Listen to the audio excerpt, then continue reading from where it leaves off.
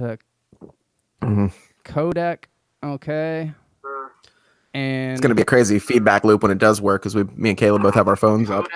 Oh, I got some audio. I hear Nick.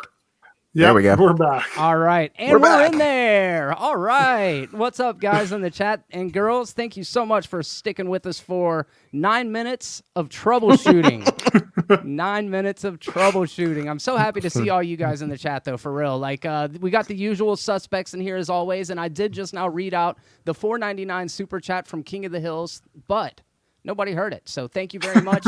For the $4.99 super chat, he says, "How dare you start a stream? I was watching yours and Holden's furry try not to judge video.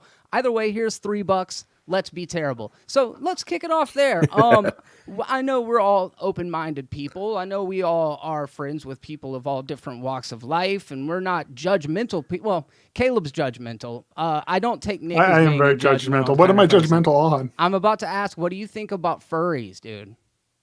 I don't fucking understand it. More power to you. I don't care. So like I was watching a video with Holden on his channel several months back, and it was just like a kind of a, I guess, an expose, for lack of a better word, about the furry community and what it is they do and what it is they're about. And we started off, obviously, just kind of like, what the hell is this? What do you think about it, Nick? Nick's gone again, so just shoot me again. Okay. So funny story is, you remember this, when I used to have my Instagram and I was always drawing art, I would draw like anthropomorphic animals all the time. Yes. And like, just because I love like Ninja Turtles and I'm that era, of like mutant creatures. Yes. And all the comments was like, "Oh, are you a furry?" No, I'm not a furry, bro. Like, I just like, I just like drawing weird shit. Is that where it started, bro? Because I am this 100% the same way. I mean, Teenage Mutant Ninja Turtles, like we grew up anthropomorphizing. What the fuck is that word? Turning animal-like creatures into human-like creatures. And I don't know if that is just kind of the generation, and then we grew up and started putting on fursuits and having orgies. But the fursuit things I don't get, because it's like mascot suits. They're not like sexy. It's not like, oh, that's a sexy Chitara. It's not sexy Catwoman. to you. Right. It's sexy to some folks. Somebody thinks it's I sexy. got really interested in the brony thing. Not for myself, just interested that they exist for a while. So what was your takeaway from that community? Are they weirdos, or is it like a camaraderie thing that you think is cool? Like, where are you at on that? It's a little of both. They're 50-50, like nerds about a silly thing, and then the other half is like definitely perverts. I actually have a friend who's a brony. He has one of those little characters, those horses, tattooed on him. Ooh. Really? Yeah, he's all about it. So both of you. So guys is he, not for the call out, but is he a nerd or is he pervert? He's a nerd, but he could also be a pervert. Okay. I don't know. Both of y'all have kids. Like, if you went to a My Little Pony convention and you were surrounded by grown men your age, would you be comfortable just being like, go run around, have fun at the convention, or would you be able to stay away from these weirdos? Hell no. Nope. Nope. All right. Yeah. I always think of The Shining when I think of furries. That The Shining bear blowjob scene. Yes. How can you forget? Yes. I think that was kind of the start of it. It's interesting because I feel like of all of the animals out there, there's like a big fixation on foxes and wolves. Like those are the big two, right? Like do people furry as raccoons, squirrels? I mean, it's all foxes and wolves, I feel like. Why are there no skellies? Like, I think I've seen a raccoon or two.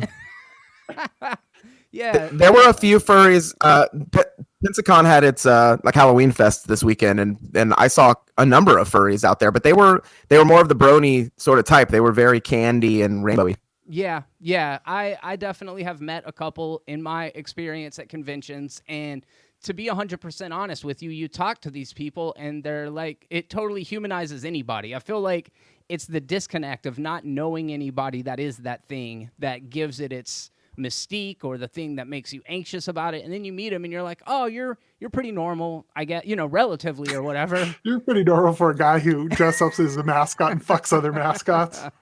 They swear it's not sexual. So in that video, it's like a 15-minute long video talking about the lifestyle, and we're kind of judging hard. And then about halfway through, the girl is like, ever since my dad died, this has been the way that like I've coped with his loss and shit. And then all of a sudden, like, it really sucked the joy out of my whole, you know what I mean? Like, I'm trying to shit on this person, and now all of a sudden I start having a guilty conscience about it, and I'm like, damn it, man. Yeah, I could see that, but even that's still, so back when I had my own YouTube channel, I did a video about people like who want to bang robots. And one of these dudes was like, I got picked on and this. And I'm like, dude, I got picked on too. Crazy. Yeah. Like I never got the hots for a toaster afterwards. But seriously, if you were going to have sex with a furry, what animal would it be? Well, cat, because I watch anime and there's all that weird sexualization of anime cat girls. I mean, you can take a second to answer if you need to. No, I've thought about this. Just don't check my search history. Oh, man. Good stuff. What else is going on, man? I want to ask. This is what happens on slow movie news weeks. Atlas wants to know what kind of question that is. That's called journalism, Atlas. Learn a little something about it. That's hard-hitting journalism. See the way he made me pivot and get comfortable and then just spit out an answer? That's what that was. Yeah. I guess I'm going cat or fox. Like, I don't know, man. I don't know. I guess you catch me on it.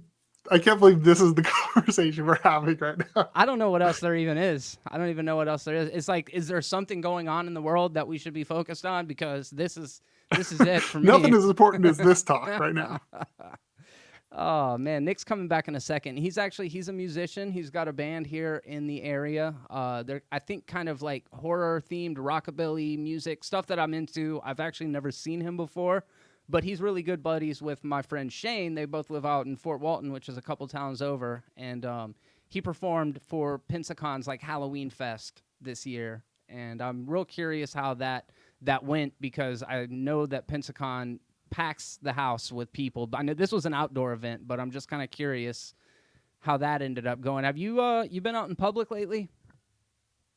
In public? Yeah, a little bit. How's that experience for you? Well, I had to get my tire was flat, so I went to go do that. So it was normal, Except for the riding next to my house. But besides that, have you seen any of that? Nah, I'm a little far enough away. It's on the other side of downtown. Yeah, I read it in the news just last night, and it didn't look too big. I mean, it just looked like a couple people burning shit. Yeah, that's the best way to fix any problem. Burn stuff? Go out there and burn it down. Yeah, it's just fucking retarded, but whatever. What can you do? So there's a lot of Barney love in the chat here. I'm liking this. Like Barney, like, is the dinosaur Barney? Yeah. We're on the topic of Scalies, and Random Andy's channel wanted to chime in with Barney. I think that's a valid. I think it's as valid as any of the other furry things. Yeah, pretty much as valid as anything that's been said thus far. Into the 17 minutes that we've been live.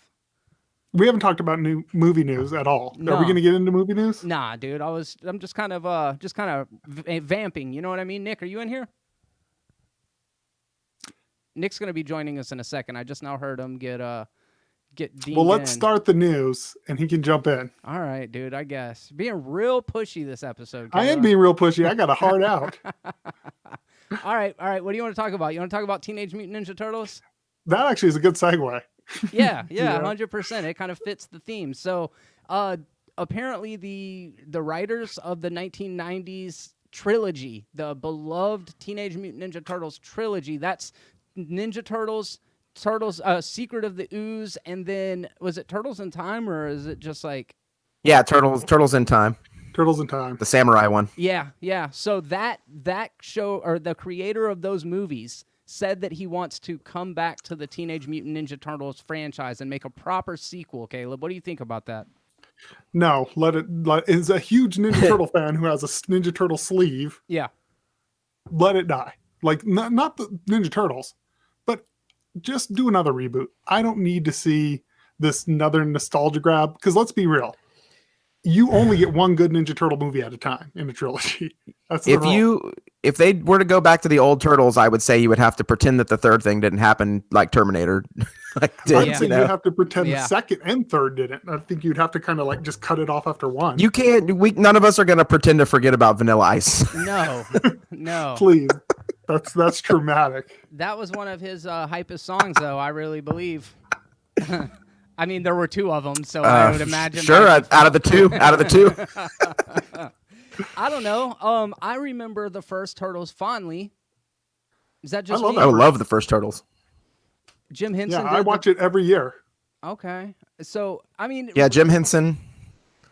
He it does. It feels like the ship has sailed. It feels like now we're in the age of CGI. So even if we did a fourth movie into that series, they're not going with the puppets. We saw how well Dark Crystal did on Netflix. They already canceled that shit, which is just awful. Yeah.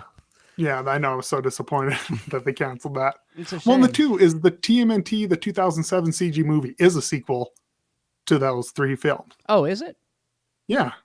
There's even at the end, they show the time scepter and everything. It's all tied into that. At the end, when you go to the like his trophy shelf, it has Super Shredder's helmet. It has the time scepter. It has something from each movie. Oh, all right. Yeah. I don't know that I've ever seen that one. Nick, have you seen that 2007 TMNT? I did, and I didn't really enjoy it very much. To me, that's hands down my favorite Ninja Turtle movie. Really? Yeah. To me, it feels the most like the comics out of any of them. Fair enough. I think maybe the reason I didn't like it is because the things they did try to keep from the non-comic sort of turtle stuff felt really out of place in it. Like, don't even put it in at all. You know? Yeah, I don't know. The whole vibe and tone is probably my favorite out of all of them. And then the original movie, I love that original film. Like, I watch it constantly, but McLovin says his favorite is the TMT is the animated one. Ooh, that's a great one. Is that the one you just now said? Yeah, that's my favorite by far too. Well, then it's an incredible film. All right, cool. I don't know, man. I saw the original one back in the day, and I really liked it. I saw the 2007 one. I didn't care for it. I saw the Michael Bay one. I didn't care for it. And then I saw the second Michael Bay one, and I kind of liked it. I hated the second Michael Bay. I didn't mind the first. I know you did. What was it about the second one that you didn't like compared to the first one? So here was the thing. The second one decided to make a kids film based on an 80s show that no kids were actually watching at the time. Yeah, okay. Instead of, if you're going to make like, you know how we felt when Ninja Turtles 2 came out? We're like, where's Bebop and Rocksteady? We want to see them. Yes. Well, that's how kids felt this generation, because they decided to make a kids film after trying to make a dark film. So now you just have the people who didn't like the first, kind of like the second. People who really liked the first hated the second. So I'm like, you just didn't appeal to anyone. Yeah, I can see that. I'm asking Nick if he wants to try like Chrome or another what do you call those? Operating system? No. Like Chrome or browser. Zoom browser. That's the word. Yeah, I feel where you're coming from, and that's an interesting thing about what happens these days, because there's a lot of trying to rekindle nostalgia for old properties, but the demographic ages out of said property, but then they try to make a movie that appeals to the people that were that age when the franchise came out in the first place. And you think that's a bad movie? You feel like the Turtles movie should have grown with the audience? Yeah, I would like to see a darker turtle. I mean, if I had my choice, it would be an R-rated film that no one would see, you know? Yeah. I mean, the comics are, you would say, closer to rated R, or they're just flat out rated R? No, they're closer, especially like newer stuff. They're a mixture, because the IDW, the new Ninja Turtle series, is incredible because it melds all of the lore together in an interesting way. It's by far the best version. Do you have a favorite, Nick, of the kind of, I guess, between the movies, all the adaptations? Oh yeah, 1990 movie is my very favorite iteration. I really liked the comics, and then I liked the cartoon too when I was a kid, the original one. It was a perfect blend, I thought. Super dark like the comics. It really formed who I wanted to be. Like, I wanted to ride skateboards and play guitars and have mohawks and stuff because of that movie, and I've done all that stuff in life because of it. That's amazing. I wanted to be in the Foot Clan. No doubt, no doubt. Yeah, I always think that's funny. Like when you go back and watch that movie now, like people are like, Shredder was so mean. I'm like, his master plan was to do petty theft and have kids smoke cigarettes. He was slapping kids around though. I think he was just more of a sadist that wanted to smack kids around than the actual crime. It's like his goal was the other thing, you know? Like the goal was to smack kids around. The petty theft was to get him in there. Yeah, that's I don't know. I was definitely a diehard Ninja Turtles fan when that cartoon came out, and I was always a big Michelangelo guy, right? And then I'm a Raph guy. well, shit. The second the movie came out, that sealed the deal for me, dude. I totally became a Ralph guy at that point. Yeah, me, that I was an first angry movie kid. Is that movie is the 90s 1990 is the best Raph movie. That's a Raph and Casey Jones movie, and that's like why you watch that film. Who's that dude? For sure. Who's that? Who is that dude? He looks exactly like Robert De Niro, but he's not. Oh, he's got a like a Greek name. What's his name? He's also in the movie Fallen. Yeah, that's the guy. I have no idea. I should know. We got time for He's this. been in a ton of movies. It's like Polisakis or gosh, what's his name? But yeah, he's like a cross between De Niro and Christopher Maloney or something. He's like the low rent. Yeah. Definitely. Yeah. Speaking of which, you guys ever seen Happy? Have you seen that show Happy? I love Happy. Both the comic and the show are incredible. I did not read the comic, but the show is so good. Yeah, it's incredible. Wait, what is the connection there? Oh, wait, the actor. Chris Maloney. Okay. I just went on a tangent. Sorry. No, it's great. I couldn't think of who Chris Maloney was. I so had that to. actually I helped was me out. on the same page. I like to think of Happy as like an alternate universe sequel to Law and Order. Like that's what happened after he left Law and Order. It's like he just sunk into this awful. I know what it is. It's he's got like a little animated unicorn flying imaginary frame. Patton Oswalt's the voice of that. Oh, really? Yeah, I'm it's into incredible. that. I'm into that. All right, well, I guess we'll go ahead and talk about some movie news. We talked a little bit about the Ninja Turtles, and now we're going to shift gears over to from sci-fi.com. And I know we touched on this a little bit a couple of episodes ago. Actually, I believe Nick was here with us when we did, maybe. But there's a Nightbreed series that is being released here pretty soon. It's in production, and it's landed a director, Room 104's animated take on werewolves, Snow Hollow. Well, that's a confusing thing. All right, let's see. Yeah, I was gonna say that headline didn't make any sense when I read it. It doesn't. Okay, I thought that might have been my read, but I couldn't make sense of that. It's like two different sentences stuffed together. But okay, so Clive Barker is seeing a renewed interest in his work. There's a new Candyman film coming out eventually. Hulu has adapted Book of Blood, which I haven't watched yet, and then HBO is developing a Hellraiser series. And now there's finally a Nightbreed series coming forward. Nick, have you heard about this? He's out of the chat right now. You and I talked about this for sure, right, Caleb? Yeah, I think it was the three of us who talked about it. Yeah, Nightbreed's awesome. Like I want to see the route they're going to go. If they're going to go take it into very serious or they're going to do stylized kind of fun. I really like the fact that Michael Dougherty is attached to it because at this point, I know that he's a fellow lover of movie monsters. I know that you haven't been wild about all of his stuff because you didn't necessarily love Trick or Treat, but you did like Krampus, right? Yeah, Krampus is decent. He's one of those people, like I really don't, even Trick or Treat, I kind of hammed it up in the other video of my hatred for it. It's okay. It's just kind of there.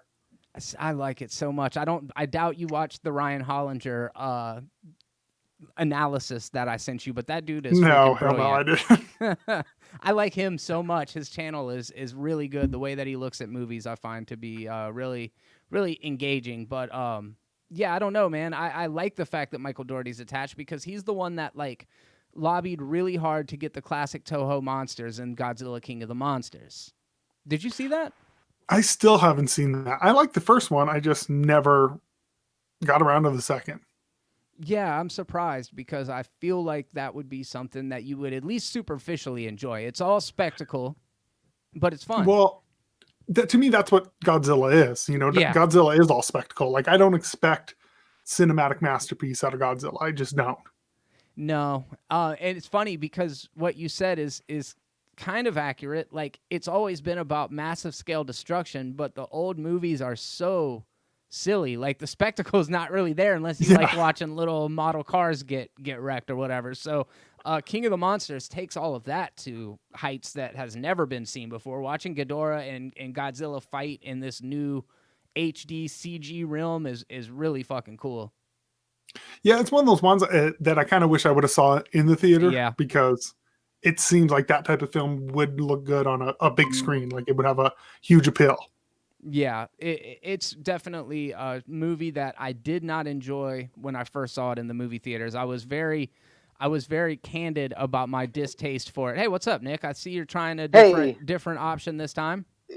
I'm on the mobile. Is that working? Can you guys hear me okay? Yeah. Yep. I bet it's going to work perfectly, dude. Appreciate it. So Nick has been a little in and out with us because of just technical stuff going on behind the scenes, but he is back on the line. And Nick, I was just talking with Caleb a little bit about Michael Dougherty taking over to direct and be the showrunner on a Nightbreed series. Yeah. What do you think about that? I'm a big Clive Barker fan, and as long as he's involved enough, I'm going to be on board with checking it out. What about Dougherty? Have you seen Trick or Treat? Yeah. Oh yeah. Trick or Treat's one of my favorite Halloween movies ever. Krampus. Krampus, yes. And then Godzilla, King of the Monsters. Yes. Although I'm weird about those new Godzilla movies in general, but how do you mean? It was good. I prefer Godzilla sucking. I kind of agree. I want camp in Godzilla. Yeah. Yeah, I like the old campy kaiju movie stuff. But he made a great movie. It's a great monster movie for sure. Trick or Treat though has got a special place in my heart. Like I wrote a song. I have a song that I did at the Halloween Fest. It's the first time I did it for a crowd, called Sam's Song. It's about that movie. How did that end up going for you, man? What was it like to perform in front of the Halloween crowd with social distancing and all of that going on? So they did a great job with the masks and the social distance. There were a few exceptions. A few people got taken away by the police. Oh wow! But mostly it was right on. It's the first performance I've done since June. Yeah. And it's only the second thing I've been able to do since COVID started. But it was awesome. The costumes were awesome. My kid was in the costume contest, and we had a great day. I had a great crowd. I made a little bit of money on merch and stuff. It was great. Do you feel that people are more eager to cut loose because they've been in lockdown so long, or do you feel like everybody being kind of shut in for so long has diminished the energy? Were you picking up on anything like that? I think that Pensacon crowd is not a good barometer for how a normal sort of bunch of people would be. Sure. Because Pensacon attracts people that are a little socially awkward a lot anyway. Sure. Understandable. You know what I mean? Yeah. Not in a disparaging way. It's a bunch of people that are really nerdy about stuff. So it felt like a regular Pensacon event in that way. And Pensacon's always people with masks on anyway because everybody's cosplaying.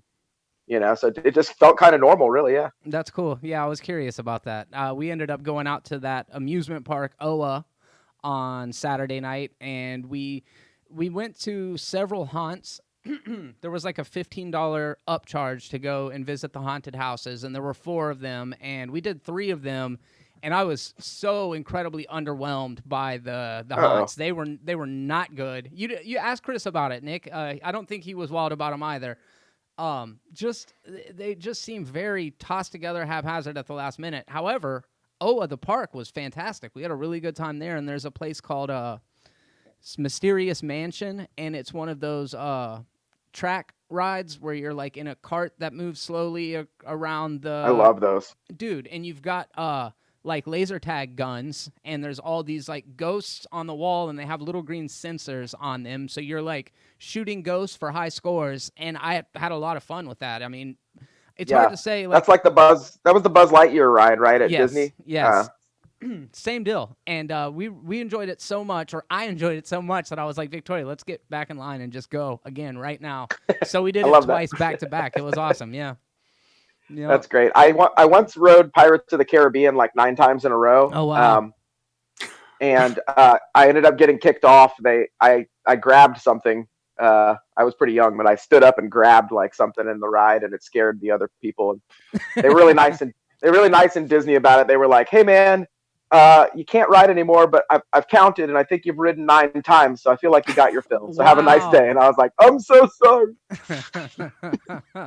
So, according to Michael Dougherty, he says, and apparently he's doing Hellraiser and Nightbreed. I think we did touch on this a couple weeks ago, but he says it's exciting after 30 years to go back to these characters and find out who's still speaking to me, who wants their story told. Oh, this is what Barker said. He says, that's Clive, yeah. My tongue isn't in my cheek when I say that, as when I start this piece, it's listening. The writing is a piece of listening. I've always said I was a journalist, and what I was reporting on was the space between my ears. Oh, wow. Very lofty quote there, Clive. That's pretentious as hell. Yes. So what you're saying is nothing. That's exactly what he's saying. Yes. Nothing. Yeah, I did hear that interview too, and I will say it made me really excited for Hellraiser. Hellraiser is one of my favorite movies ever. Oh yeah. And he was basically excited that because the series has gotten so off the rails kind of over the years. I even like the more recent ones. They're super weird, but I enjoy them. But I'm with him on getting back to that original. The original one had a totally different tone. It's very much like a Friday the 13th or Nightmare on Elm Street, where the very first one is kind of super removed from the others in a way. Yeah, it is. And I always thought it was interesting that Clive Barker is the one that actually was responsible for bringing it to the big screen. Barker directed the original Hellraiser, for those of you guys that weren't aware. In fact, I think it was his directorial debut. He also went on to direct Nightbreed. But what I thought was interesting is that, as the arbiter of this entire story, that he was all right with them switching the gender of Pinhead from being the lead female Cenobite to being this more traditional Freddy Krueger-esque slasher villain. I think just to kind of market it in this 80s market where everybody was about the male slasher villains. Right. They had to have their like male icon at the time. Yeah, absolutely. And I mean, it worked great. I really like Doug Bradley as Pinhead. So I mean, no hard feelings about it as far as his decision, but it does seem like a very a big change, I guess. Yeah, I pay attention usually to if an author goes and then works with the movie maker for their movie. Like a lot of people give like Pet Sematary, the old Pet Sematary, a lot of heat, but it had like Stephen King's stamp of approval, and I agree with him. I thought it was a really cool way to change it a little bit and make it into a movie. Yeah. Same with Hellraiser. I feel like that original Pet Sematary is like one of the movies that really had a pretty heavy impact on me when I saw it as a young person. I was pretty disturbed by it. Dude, so that shoe in the road. Do people not like the original Pet Sematary? Some people hated it. Yeah. Oh, really? I thought that was like I didn't know that. I thought this was like pretty universally loved, at least by like our generation. Yeah, I think it was the older people than us. The people that were seeing that, they were adults and going to see that. Yeah. They were like, and there was stuff missing from the book. There's a whole huge chunk of the book where they go chasing the Wendigo basically through the woods, and that got kind of taken out of the movie. Yeah, there's very slight allusions to him. Yeah, so some of the I think some of the like adults at the time were like, this is goofy, and it was kind of more made for teens, I think. Mm-hmm. And I was a kid when I saw it. I loved it because it was like getting to see a scary movie, So Neil Marshall fans, either of you guys, Caleb, I think you and I have talked about The Descent before. I love Dog Soldiers. Okay, and yeah, you don't. I love both of those movies too. I haven't seen Doomsday, and I think he did another one that I'm not able to think about right now. Hellboy, yeah, I hadn't seen that one either. And Doomsday's also horrible. All right, so he's 1 in 4. Yeah, I don't even. So Descent, I loved until I went back and watched it, and I don't really care for Descent. Man. Really? Yeah, after watching it this year or last year, I watched it. And I was like hyping it up for my wife. I'm like, this movie's incredible. You're going to love it. And then we watched it and I'm like, oh, I'm sorry. This isn't as good as I remember. I do know that the effects come off really dated. And I feel like part of the problem with it is that the CGI they were using at the time looked really cool. And now it doesn't so much anymore. And then Hellboy's just god awful. The new Hellboy. Oh yeah.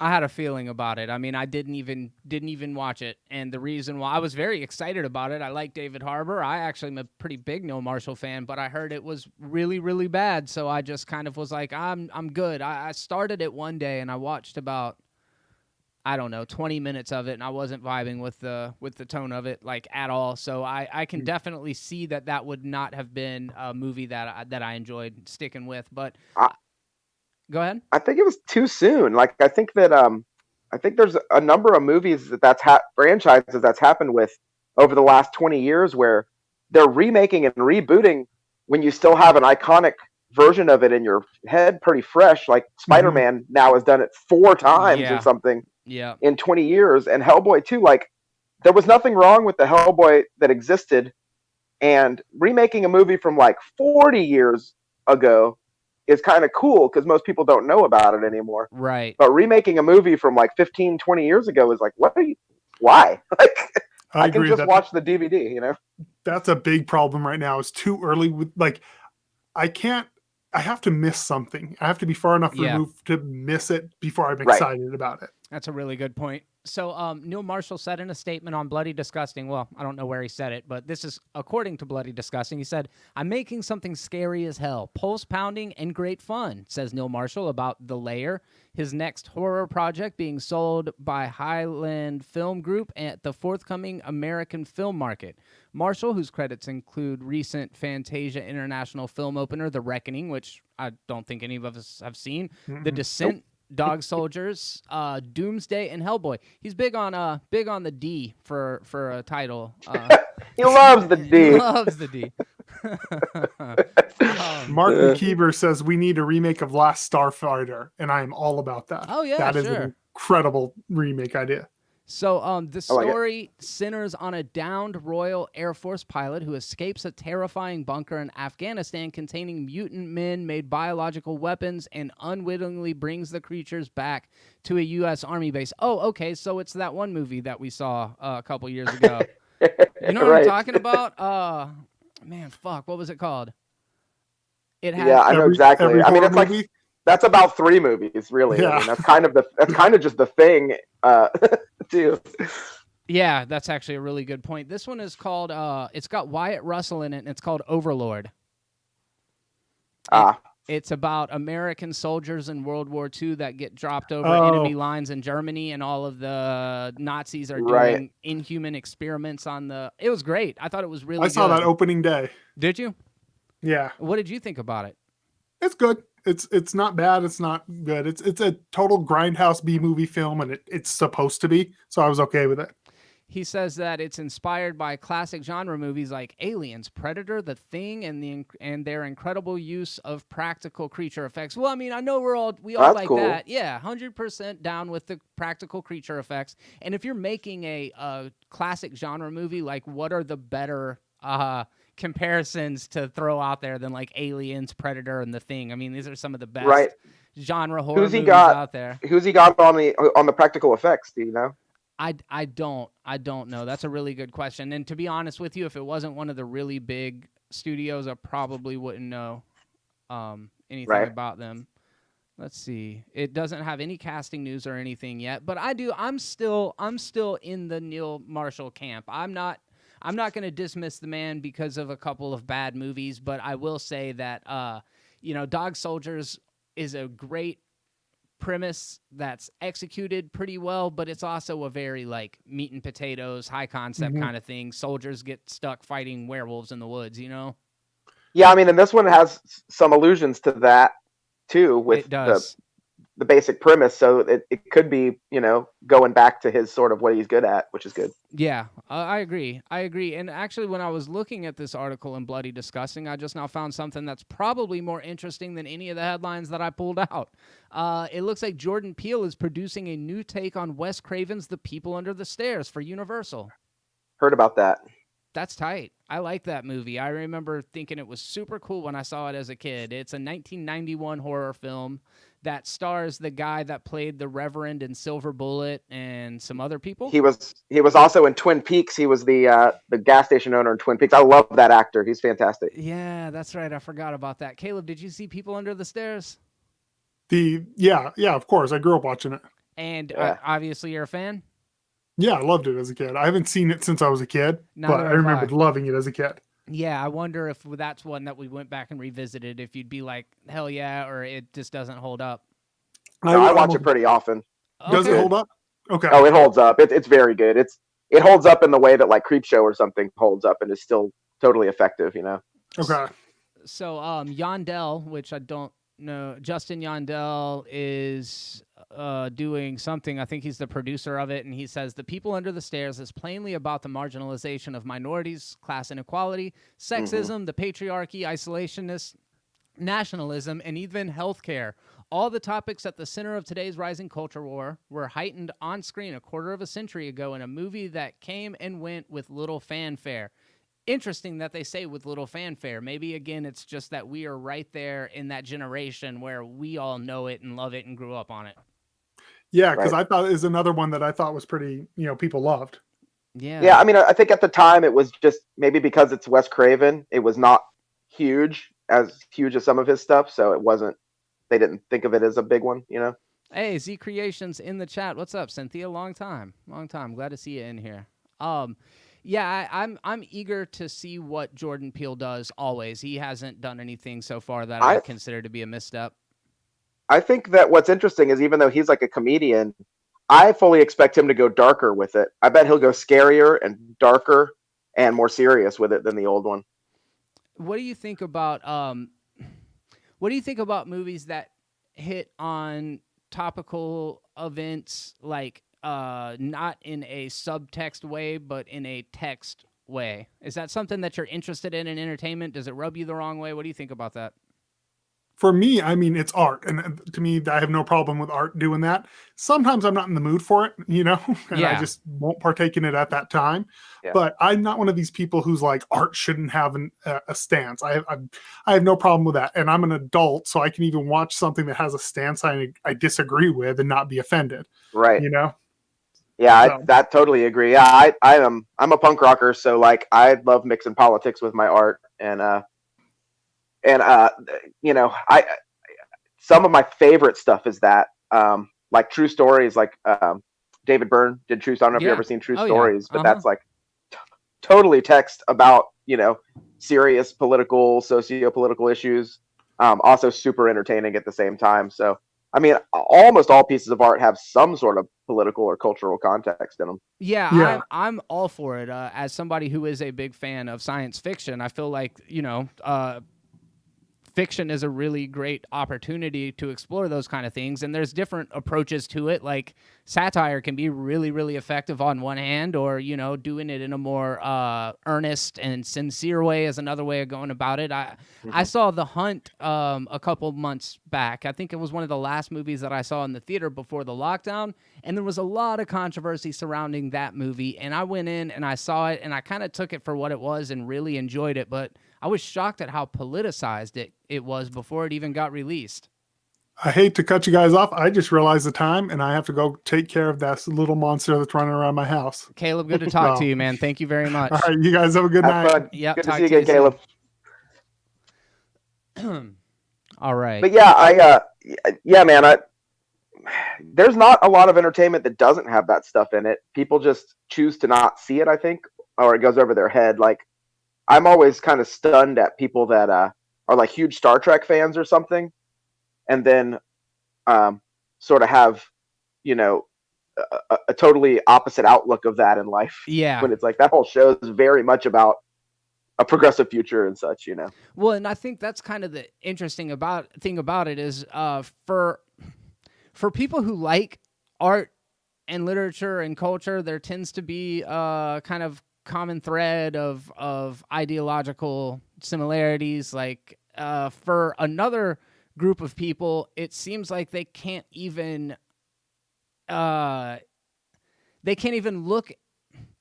like they're not having their beliefs reinforced through the media that they consume in the way, like you were just not saying about punk rock, or whether it's the science fiction movies that have the allegories, or like whatever the thing is, like they don't have that, and I find that to be super interesting. So it's like, or they see it as just fiction, which is, I mean, I think we can all do that if if the subtext of a piece of art doesn't agree with us, like I'm an atheist, but I love gospel music. You know, like I love gospel music. I don't believe in what they're saying, but I believe that they believe it, and I think it's really sincere. You know, and beautiful. I think that's a good point. And it's similarly, like I am familiar with the Bible and stuff like that. I definitely see its significance, and even in that situation, though, like looking at New Testament and things like that, like a lot of that stuff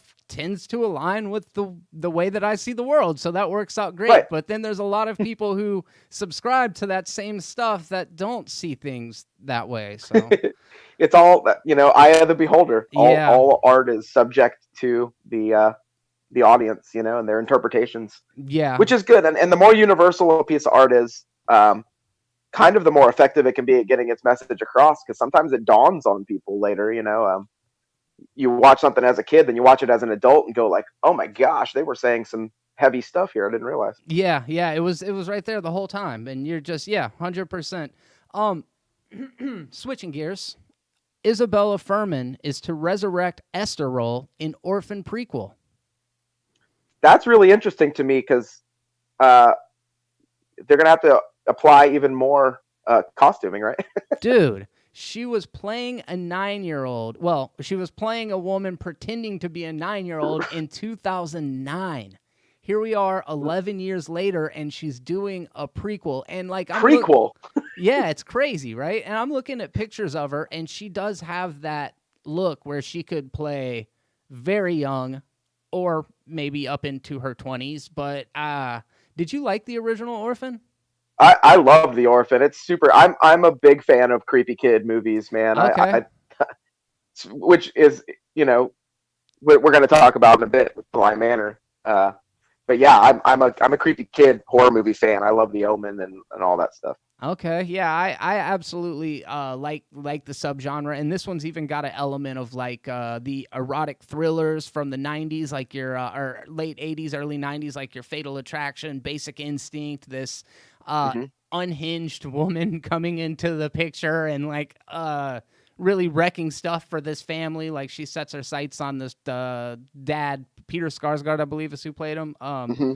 And it's kind of disturbing. And then when you see how it all plays out, it's like it's not a artsy movie. I kind of like it because it's trash. Like when I saw it, I wasn't right. like, oh, this is great. But I was like, oh, this is great. Like I enjoyed watching it, and I like her pretty good. I've only seen her in like Hunger Games and then the original Orphan movie, but I think she does a good job of playing this character with dual personality, or different layers to who she is, and I'm sure she'll do better at it now. But it is really interesting that she's going to be playing that character in a prequel. It's funny that you said it's not an art movie in any way, because the next thing I was going to say about it is that I think it was like really influential on like Hereditary. Even though Hereditary is like kind of the ultimate art horror, like art movie horror. Yeah. But it's like they took that kind of that dark tone and then went really like cerebral with it instead of really just primitive, freaky. It's interesting because I definitely agree with you on Hereditary, and I also think that it's an exploitation film. Like I've thought a lot about this movie. It's one of my favorite movies, and I feel like if it were a little more ambiguous, something like The Witch, then maybe it would be just full on art film and less accessible.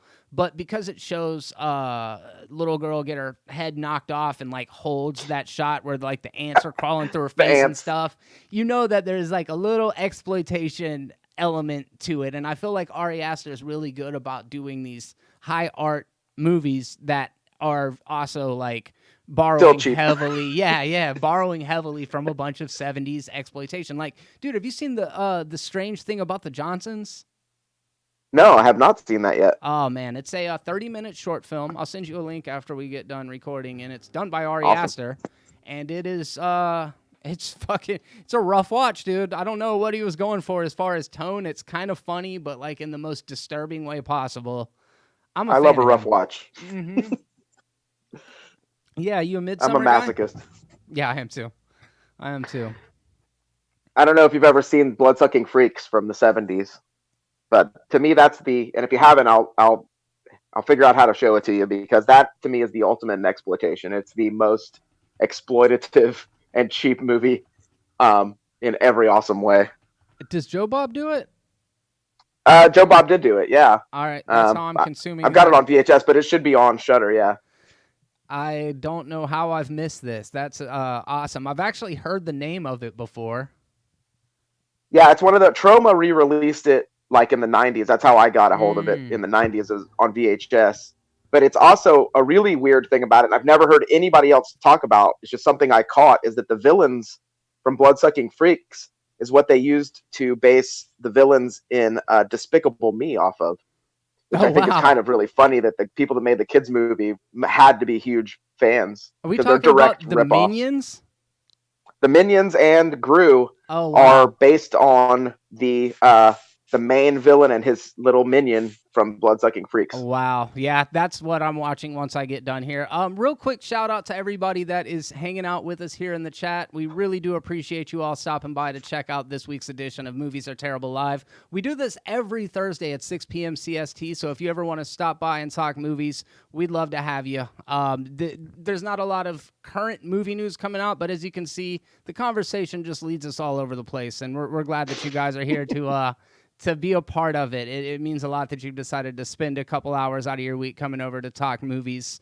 The channel has not been killing it lately. I don't know if it's a seasonal thing or the fact that I'm just getting more and more obscure with my selections every week. But if you guys want to help the channel grow and help spread the word, do me a favor. Make sure that you're subscribed. Click the like button, enable notifications. If you feel like sharing it and kind of spreading the word that way, all of these things really do help the channel out. So also, shout out to Pastor. He just now broke 5,000 subscribers a matter of days after he hit 4,000. So shout out to Pastor. He's doing big things over there. And obviously, if you guys aren't subscribed to Snapkeep Videos, make sure to head over there and do that. Yeah, that about takes care of the plugs. Oh, also check out The Controversy, which is Ian Elliott Carter's channel. There is a video series that is going to be starting early in the week where we each give a movie recommendation, a television show recommendation, and a music recommendation. Nick, if I were just going to throw that ball over to you right now and say, what should I be listening to? What would you tell me? Currently, I've been into this band called The Writhers. Okay. That's spelled WRITHERS. They are a horror punk band, new to me. They were featured on a podcast with my band. There's another band called The Tomb of Nick Cave, and they're from New Orleans. They have their own podcast, and they feature stories and music, and they featured both our bands. So we got to know each other, and I've been really into their stuff. They have a good mix of stuff, sort of like The Damned meets The Misfits. It's really cool stuff. What was the format on like a music podcast? Do you guys perform in the podcast? Do they play music of yours during it? Like, what was the format? So on this particular one, they do like obscure news and like horror related news, and then just weird stories about people's eyeballs popping out, stuff like that. Oh, nice. And then they would play, like they got in touch with me because they needed something to go along with a dog story they had. And because of the name of my band, Dirty Mangy Dogs, they were like, do you have anything? So I sent them a track Nice. that would work with the format. So they reach out to bands and they get a piece of music that goes along with the story they're telling. And so they'll do the story, play the music, and then talk about the band a little. That's cool. I would like to check that out. If you got a link to the one that you were on, I will definitely give that a listen to. Yeah, I can't remember what the name. It's like Tales from the something. Tales from the Tomb, maybe. But I'll send you the link for sure. Hell yeah. Somebody, Atlas says, or listen to Blue Oyster Cult's album Fire of Unknown Origin, veteran of the Psychic Wars, is one of the best songs of all time, to be honest. So we got to open for Blue Oyster Cult back in 2018. Nice. And they're, speaking of horror music, like Godzilla is one of the, Go Go Godzilla is probably the the very first thing that made me realize, holy crap, you can write music about monsters. Wow. Huge fan. That was like one of the best nights of my life. We got to party backstage with them.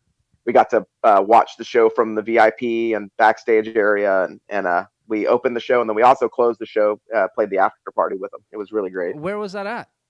That was at the Block here in Fort Walton. Yeah, that's awesome. Yeah, Atlas Guitar said, you got to open for Blue Oyster Cult? Yeah, that's really cool. If you guys don't know, I need to post a link in the description so that you can go and check out Nick's music. He's a songwriter, performer, frontman of his band, so definitely make sure to head over and show him some love. But yeah, that's a really cool show to have been able to perform in.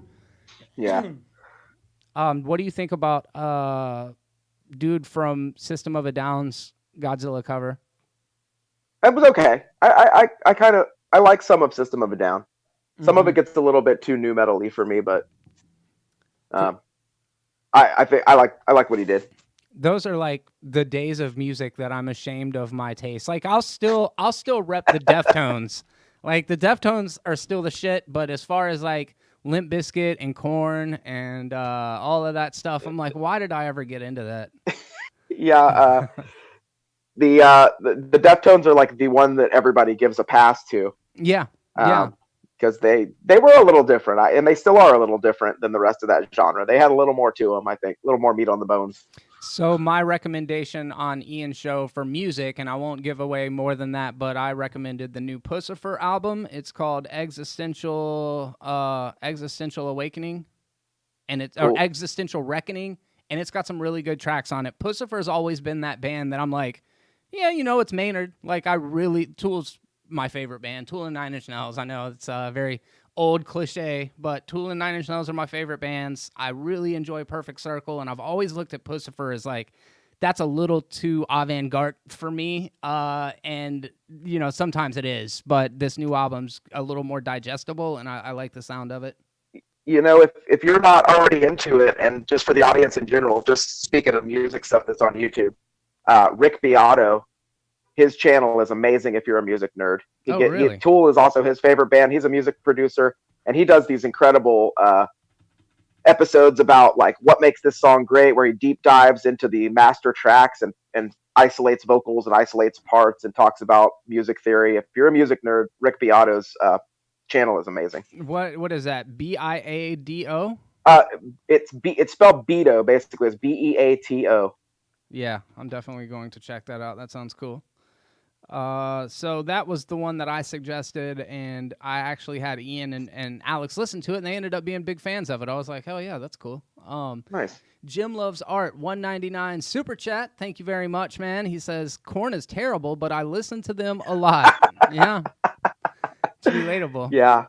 Well, a guy from Fort Walton was in Korn. Yeah. The bass after player, they right? lost. No, the guitar player. After their guitar player found Jesus, he left, and then this guy Shane from Fort Walton was in the band, and unfortunately, he passed away a few years ago. But he was a good guy and like a big part of our music scene here. Oh, no doubt, no doubt. Mark McKeever says, "Ugly Kid Joe is a guilty pleasure for me." There you go. Yeah, I got an argument with Chris Evil-Ash the other day because he saw that I liked Ugly Kid Joe on Facebook, and he was like, "What? Why? What is wrong with you, man?" Yeah. Not my jam, but that's all right. Different strokes, man. So we're gonna switch over and talk about some Bly Manor and some haunting of Hill House. Let's do it. Mike Flanagan, he's come up quite a bit lately in the conversation about horror films. He's definitely got a unique voice that he is bringing to the world of television and film. I really enjoyed his take on Dr. Sleep. I thought Gerald's Game was very good. And he must like her, Carla Gugino. I don't know what her name is, but he's a really atmospheric director who does not mind the slow burn. And for horror fans, that can either be a positive or a negative, just depending on what it is that you're looking for in horror. But He is the showrunner responsible for bringing us both The Haunting of Hill House and The Haunting of Bly Manor. Both of them were pretty big hits. I think they were released around the right time, and both seemed to go over relatively well with audiences. My kind of temperature gauging reactions is that people were warmer to Haunting of Hill House, which to me makes sense. I feel like that was more of a horror out of the two of them. But there's a lot of also kind of narrative and stylistic through lines and even framing devices between the two that make them very closely related. So while they're kind of standalone anthology things, they do fit nicely into the same series. So did you watch Haunting of Hill House when it was released? I did. I've seen both, and I think that you're totally right about his pacing. It could be off-putting to some people, but I really do think it's a great balance. It's a good balance of keeping it interesting and not rushing and making it into a music video. You know, it's not super fast-paced horror, but it's not Exorcist slow. It's not, you know, it's I think he's got a great pace myself. But the stuff with the through lines between the two, that's one of the thoughts I had about the shows, both shows, is that he's kind of taken the route that American Horror Story takes and keeping like some of the same actors between the shows, but having that they're not the same characters. They're totally new characters, different people, but some of the same actors. Yeah, that's a good but point. He's doing it in a much more sort of easy to follow way. It's not like a David Lynch thing. Like American Horror Story to me gets a little bit too like non-linear in its plot. Yeah. Whereas his stuff is also super non-linear, but he does it with time. He goes non-linear linear through time. It's like you have to pay close attention to like when the scene is happening. Whereas American Horror Story, it's like you're paying attention to why. It's like, what? Why? You know, a lot of that show is cool and interesting, but also pisses me off a lot. I think he's doing the same thing, but in a way that makes much more sense. Yeah, I agree with that part. I cannot stand American Horror Story. I've tried. I've seen at least part of every single season, and then they do that thing, like what you're talking about. Like, it seems to me, because I haven't seen all of them, I've seen a handful of them. It seems to me that like episode 5 or 6 hits, and you're in a completely different fucking show at this point. Like Roanoke Nightmare, like I was with it and I knew what I was watching, and then all of a sudden it hit the swerve and I was like, what is this? In 1984, there was no way you could fuck that up. American Horror Story, 1984, slasher movies, all the 80s homage. Dude, I am a mark for that shit. I am like such a 80s nostalgia weirdo, and the fact that I could only get about halfway through that season before I was just over it is very telling. But that's a whole separate thing. That's a whole other discussion. But yeah, but I do think that it's like he took the idea of like, let's have these through, basic through stories and put them into both shows. I mean, even with the titles, they're both like The Haunting of this, The Haunting of that. It's kind of like an anthology series in a way. And I hope he keeps going. I really do. I enjoyed both shows a lot. I just got done with Bly, and what I said about Hill House when it came out, and I just saw it on my Facebook memories. While I was watching Bly Manor, my Facebook memories reminded me that I said that Hill House was like This Is Us with ghosts. Yeah, that's a really good call. I dig that. You cry a lot in Hill House. It was very sad. It was the story of that family was like super sad and dark. Yeah, it was. And then ghosts. I feel like Haunting of Hill House is definitely more of a familial drama. It's definitely, and both of them are very much about family and all of that kind of stuff. But I feel like Haunting of Hill House was a much deeper exploration of family and the fallout of grief and the way that it affects different people in the house. And I really like that one. It's a much bluish greener season than Bly, which was more of that like brownish red. Do you know what I'm talking about? Yeah, more sepia and more bloody. Yeah. Even though it's not very bloody, but I know what you're saying. Yeah, it's just like maybe it's done in camera, but I think it's post-production stuff where they just do a little bit of color correcting, and I feel that Bly was a little more of a warm palette. Hill House was a little more of a cool palette. Colder. And there's that one particular scene, and I can't remember all these specific details about each of the shows because it's been a while, but there's that one episode in The Haunting of Hill House where they're all at the funeral parlor. Right. I want to say it was, let me see if I can pull it up real quick. I think it was episode 6. Yes. The episode alternates between two storms. There's the one in the past where they're at the house experiencing it, and then there's the one in the present day at the night before Nell's funeral, where the entire Crane family is meeting at the funeral parlor to view Nell's body. And the way that they frame it and block it is so insane because it's a continuous shot. Right, and it's all those rooms too, all those Yep. different rooms it happens in. It's crazy. Yeah, what an awesome way to just kind of flex for the film nerds. Like I'm sure that 75% of the audience just saw it and took it for what it was. You know what I mean? They don't For sure. have the context, and then if you just stop and think about the technical side of it, it is incredibly impressive. And there wasn't one of those in BLY Manor. They didn't try to go showy or upstage the, like when Daredevil fought the people in the hallway in season 1 of Daredevil. Oh yeah, And that's one of the greatest fight scenes ever filmed. Dude, so badass. And then everybody felt like they had to do a grueling hallway fight sequence after that. Right. And True. you couldn't recapture that thing because it was so freaking well done in Daredevil. So I like that they were like, we don't need to try to upstage the hook of that last season. And I dug that. But mentioning your those two storms, right? Like what you said about it was kind of two scenes at the same time. That's, I think, the best thing that guy does, that Flanagan does, because the thing that about having to always make sure of what time the scene is happening in and like what timeline it's happening in and stuff, especially with BLY, I thought, makes you have to pay really close attention to each character. So you really care about each character a little more intensely than you would, because you can't watch that show and like also fiddle with your phone. You can't like go wash the dishes and listen to it from the other room. Like you have to watch it to know what's going on, because the time frame, it's not like he puts it at the bottom of every scene. Like, right. Meanwhile, or like back in 1984, like he does that twice in the show. And it's the very first two scenes. It says where they are when she starts telling the story, and then where they are when they get to the manor, and then he never does it again. Yeah.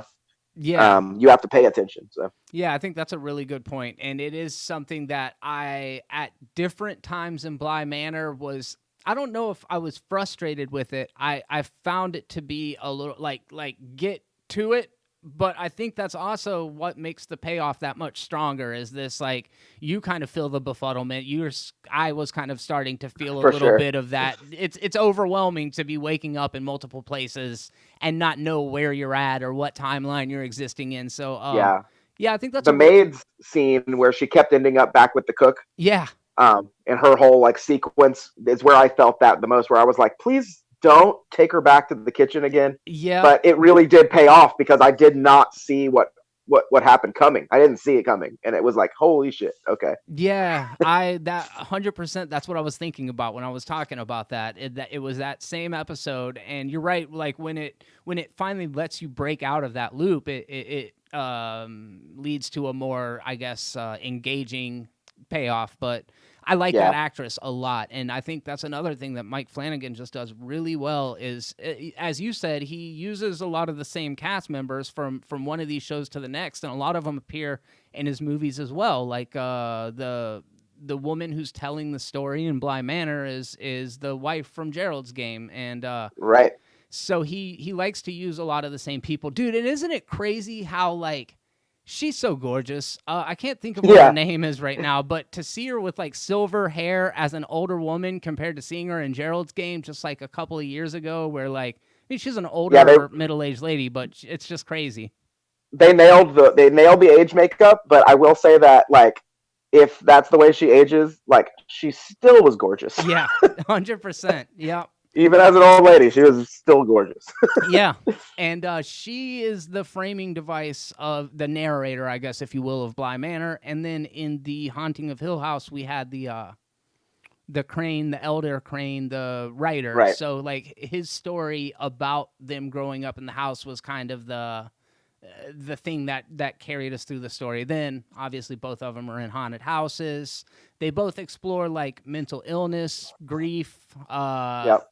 family trauma, bonds, all of these different things that are very like relatable, very universal, I think, to everyone, and they do it in a way that I feel is pretty authentic.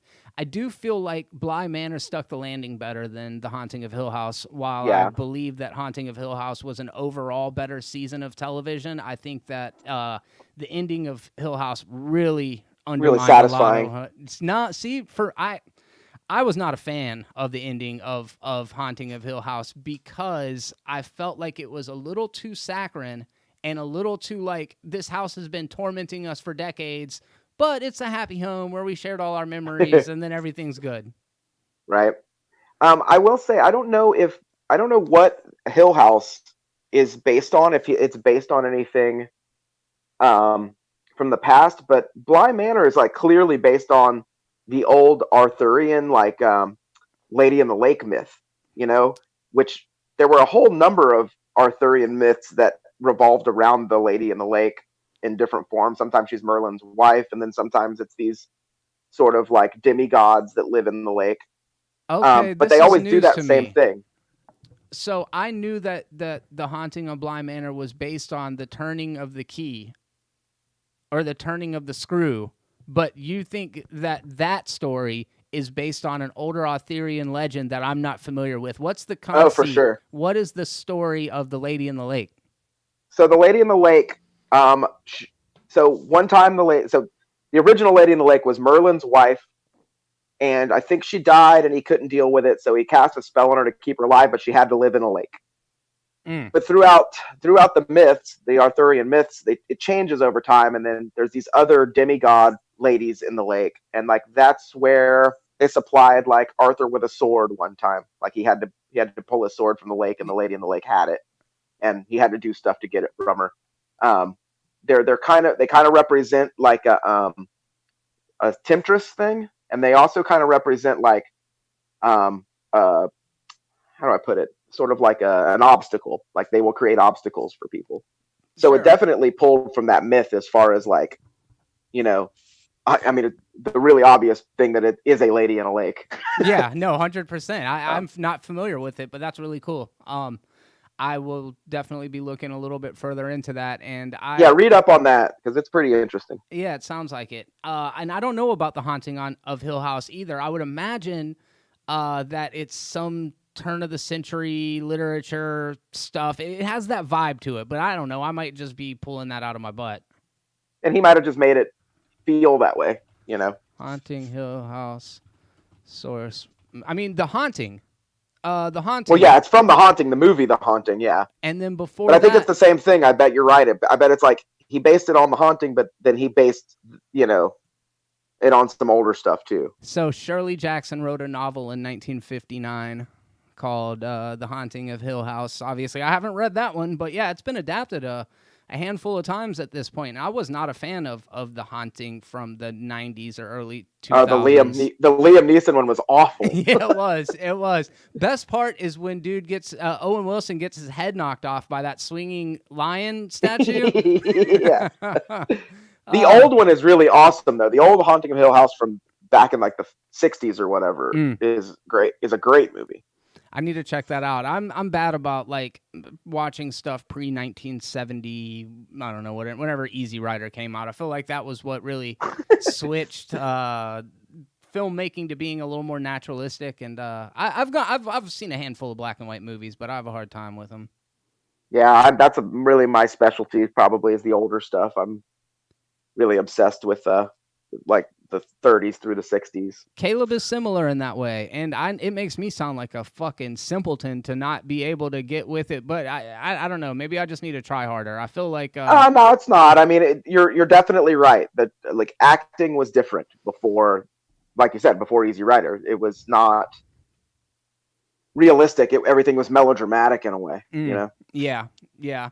I do like going back and watching the Universal monster movies. And no disrespect to those. Actually, Caleb and I argued which movie is a better Halloween movie. He chose Abbott and Costello Meet Frankenstein. Frankenstein, yeah. I chose Trick or Treat, and it was a battle royale. I ended up walking away with the win on that one. I mean, I really love both of those, probably equally, honestly. So I would have been no help in that argument at all. I liked Abbott and Costello Meet Frankenstein. I rewatched it, 2 weeks ago or whatever, and I really enjoyed how it starts off as like a very Abbott and Costello kind of comedy, and by the end of it, it is a straight up Universal monster movie. Yeah, it's a real monster horror movie for sure. Yeah. So some of the biggest tropes and like stereotypes from the Universal stuff comes out of the later ones and the like Abbott and Costello ones, the ones that had a little humor. People remember those more. Yeah. Anything else about Haunting of Hill House / Bly Manor? Is there another one coming out? I don't know, but I hope so. I would love to see him do another Haunting of whatever. I like it as an anthology. I think it's going to make a great box set one day, Oh, 100%. Yeah. Okay, so you got a preference of the two of them? I like Bly better myself. Interesting. I really, like you said, tonally, I enjoy that warmer, more Italian stuff to the colder, more sentimental stuff. Yeah, I find that Bly Manor was much more like a gothic romance in the same vein as like Crimson Peak, where Haunting of Hill House has a kind of more cliched horror vibe to it. I hate to use the word cliche because it's like kind of sounds like I'm deriding it, which I think both of them are very, very good. But Bly Manor I found to be refreshing because I think, if anything, my expectations had been slightly lowered by people.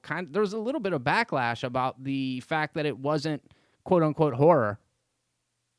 Yeah, like I said before, it's, the family stuff in it is like very realistic and relatable to most people. That family. The Bly Manor family is totally unrelatable to anyone. Like, these are like, they have to be like the third richest family in England or something. That's a good point. They live in a castle. It's very much a romanticized thing.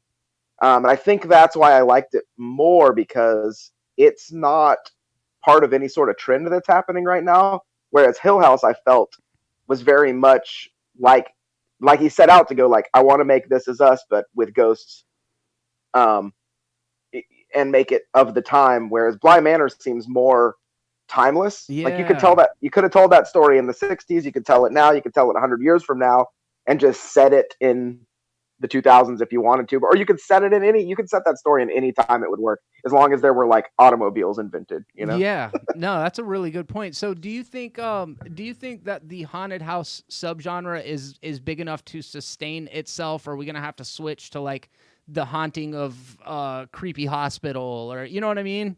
Right. I that's a really good point. And I would say that if he does do another one, it would probably be enough to just do 3. Yeah. Because of that. Because if you started branching off into like the haunting of this library, it would be very hard to like give a shit. Yeah. Yeah, it's an interesting thing about ghosts. Like we've talked a little bit about ghosts are like a metaphor for injustice, right? Like, oftentimes ghosts are attached metaphysically to the location of the crime, which is often where their bodies are hidden, whether it be in the bottom of a lake or stuffed into a wall somewhere. Yeah, exactly. Buried under the basement, like whatever the thing is. Sure, of echoes stuff. And typically ghosts aren't bad. Like, in my experience with horror movies, ghosts are almost always victims, right? Mm-hmm. Yeah, it's an interesting they're accidentally hurting people. Like the ghost in Bly Manor isn't meaning to even kill the people. She doesn't even know she's doing it. You know? Yeah.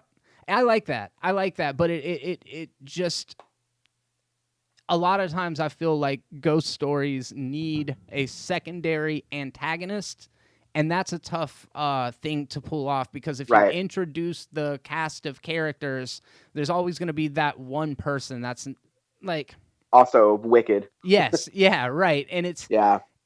a challenging thing. It's a challenging thing, and maybe that speaks more to the fact that we've seen a bunch of horror movies and kind of know the formulas or whatever. But Yeah, and that's also why like Walking Dead probably went way more seasons than it needed to, because once you wrapped your head around, oh, humans are the real monsters, then they didn't need to keep telling the story anymore, you know? And that's kind of what you're on with the ghost, is like the ghosts are there, they're the scary thing, but they're not like necessarily pulling the people into their world. Somebody evil in the story is pushing the other people into the ghost world where there's danger, you know? Yeah, 100%. I don't know. I'd be curious to see where it goes, and there are still some good, haunted fiction stories to pull from. I'm having a difficult time coming up with one right now, but Stir of Echoes is definitely a good example. Yeah. I hope that here's what I hope he does. He did like upper middle class people. He did super duper rich people. I would love to see like the haunting of the trailer park. Yeah, that's some shit I So can then relate with. So then it's like Ozark meets Ghosts. Oh, right? Dude, yeah. Something like that, you know? That the haunting of the double wide. They're stuck in the up in the like crawl space underneath the trailer. Well, you'd have to involve the whole trailer park, because there's just not enough locations in one trailer to shoot the whole show. So it'd have to be the whole block, you know? Yeah, that's a good point. That's a good point. I started watching Walking Dead again the other day. I think I told you that. I picked up on the Negan episode because I'd never seen that far into it. So that really is a good season, the Negan stuff. Beyond that, it just really started to lose me, and it was hard to keep going. Yeah, I get it. It's just this never-ending thing, and apparently there's a third spinoff. Excuse me. Yeah, I started it, and it was awful. It was awful. I got half an episode in, and I quit. What was the problem with it? So it's like it's like Gen Z Walking Dead. It's like, okay, now it's been this many years, so now it's like teenage girls. It's like they're the center story of the show. So maybe it's not awful. Maybe I'm just not the target audience. Sure. So it just didn't appeal to me. I don't want to sound like I think all stuff that's for teenage girls sucks, because I don't. I'm Big Brony. We established that. Right. There's plenty of like, stuff that's made for young people that I think is good. Yeah. But that, man, I got partway into that episode, and it was so much sort of like almost Valley Talk level of like, oh my god, and there's the walkers, oh my god, and I just couldn't deal. I had to bail. I'm gonna try it. I watched a couple episodes of Fear, and I actually really liked it at the beginning, but I hear now, I mean, I'm not saying this is bad. I hear now like there's a lot of like crossover characters, like Morgan is in Fear now, which is interesting. I got one season. Yeah, I got one season into Fear, and I enjoyed it. Okay, I just never really got back to it. Yeah, it's a lot, dude. It's just a lot to ask of anybody with so much goddamn zombie stuff out there. It's a big ask. Yeah, I think I just had that universe fatigue too. The Walking Dead just like wore me the fuck out.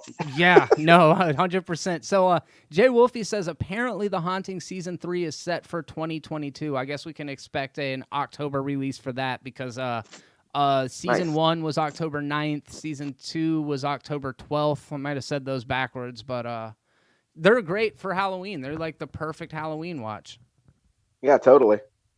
The Wisest Wizard says, I think Fear the Walking Dead has been better than The Walking Dead for years now. I love it. Well, that's worth it. I mean, I definitely am not opposed to checking it out. I'm glad you like it. And I totally believe that. Yeah. Yeah. It all just seems so homogenous to me. Like it all might as well be just throw out more episodes in the same fucking season. But maybe that's just me.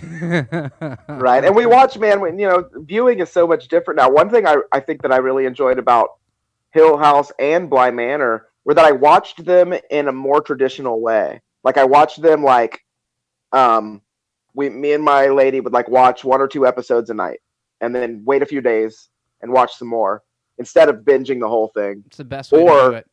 or waiting, like, you know, that's the weird thing about now is like I'll watch shows I didn't watch The Walking Dead when it came out. I waited like 3 years, I think, before I watched it. Oh, wow. You know? Yeah. Yeah. So everybody sees things at different times now. You can watch it on your own schedule. So some stuff I'm like way behind by the time I see it. Game of Thrones was like that. I didn't start Game of Thrones until they were like filming the second to last season. I started the first season. You started when I started. You started before season 7, huh? Yep, that's exactly when. God, dude, I am so fucking obsessed with that show now. And I know it sucked. The ending sucks. There's no question about it. I totally agree. But I don't care, dude. 7 fucking years of the best television ever made, dude. It's just great. I hold it up as a measure for what I hope other shows will do, you know? Yeah, and that is such a freaking like a skewed metric because they just had the most amazing cast, the craziest intricate storylines, and I guess that was kind of that's the thing with series like The Walking Dead and Game of Thrones is like they're meant to be lived in. And the ending can never be as fulfilling as the just like spending time with Tyrion in the earlier seasons, listening to him drinking no things. Yeah. You know what I mean? Totally. Well, I think that show in particular really it kind of showed what you can do with television and it's like Walking Dead started when people were still watching it on AMC, right? Uh-huh. But Game of Thrones may be the first really like huge thing that happened in the new way of watching, in the way of like you can watch it, you don't have to like wait till this comes on to watch it, you can watch it tomorrow, you know. Yes. So it had this huge wide audience and it showed what you can do with the fact that people can binge it if they want, you know, like it's a bingeable show where if you go back and watch shows from the 90s and stuff before streaming, they're broken up really weird. They don't flow like shows that are made for Netflix and stuff are. Yeah, that's a good point. And they're like, it's basically a movie. It's a, you know, it's a month long. If you watch it all at once, it's a month long movie. Yep. Yeah. That's a really good and point. I wish they would do that with like Dark Tower. I think that's a good mold to say, hey, you can do Dark Tower right. Just do what Game of Thrones did and do this, you know, take the month of hours to do it, you know. Give me a 40-hour movie. Right. That's what that's what Dark Tower should be. Yeah. It's 9 books or whatever, you know. Yeah. Yeah, you and I had talked about that, and that did seem like the perfect treatment for Dark Tower. It was weird that they were going to start it off with the movie and then put the TV series out like simultaneously or whatever. Like that's a bad idea. I liked that Game of Thrones did a couple of IMAX screenings, but they never did it instead of like didn't have to go to the theater to watch it. I think that's a terrible idea. Yeah, especially now. I mean, now post-ish COVID, you know, like things are definitely going to be taking another new change to where, you know, theaters are going to have a hard time bouncing back in general. Although I do think that, you know, if COVID kind of plays out and within the next 6 months or something, things are kind of released out into the wild, I think there'll be a huge surge of things like movie theaters getting like a big, like everybody will just be packing them again for a while, which will be fun because it'll be like it used to be way back when we were kids and when Star Wars came back out and the theater was packed and it was like an event. You know? Real energy. Yeah, man. 100%. I guess we're going to wrap it up. It's been fun, man. I really appreciate you stopping by and doing this with me. And I know that we will do it again soon. Well, thanks for having me. Yeah, give me a shout anytime you want to do this. 100%. Yeah, I really appreciate it. And thank you guys all for stopping by to check out another edition of the Movies Are Terrible Live podcast. If you enjoyed it, even if you didn't enjoy it, if you're just here listening or just have it on mute, playing in the background, do me a favor, smash that like button. It really does help out with the algorithm. And if you want to stay up to date with all of the terrible content, all you got to do is subscribe, click the bell to enable notifications, and then cross your fingers that those notifications actually come through. If you want to help support an independent content creator / starving artist, make sure you head over to moviesareterrible.com/Patreon and check out which tiers are right for you. Thank you all very much for stopping by. I'm Jeremy, and on behalf of me and Nick, until next time, be terrible. Peace.